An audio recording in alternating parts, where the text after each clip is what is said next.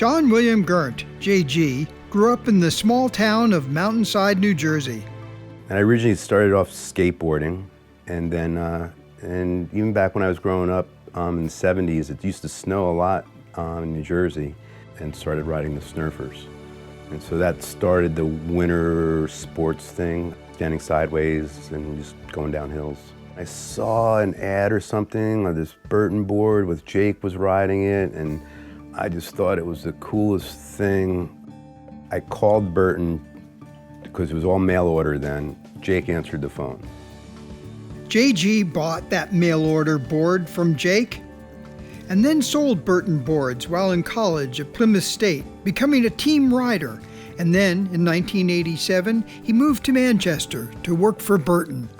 I've spent a lot of time at Stratton Mountain, I know that. The US Open of snowboarding was at Stratton for I don't know how many years. We had a pretty established teaching program at Stratton, especially when they were building the half pipes, and they were way ahead of everybody else.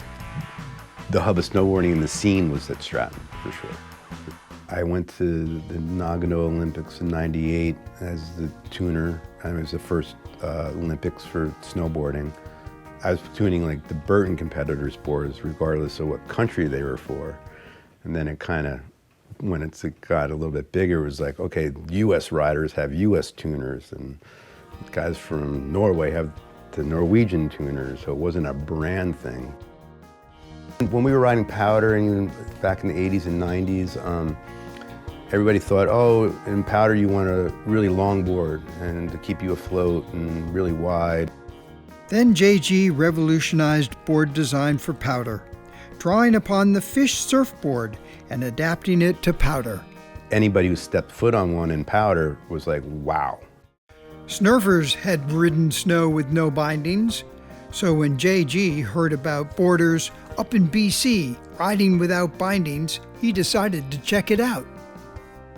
And sure enough, these guys are riding big BC lines and doing all sorts of stuff with no bindings. We were just basically riding stock snowboards with this pad. So from there, we came up with a board called the No Fish. And it just kind of opened my eyes. But that wasn't really what I wanted to feel. I wanted to feel more of a surfboard feel on the snow. And brought the Resonator to market last year. This is it. There's nothing else really like it. A lot of people are surprised when they get on it and they're like, wow, that was easy.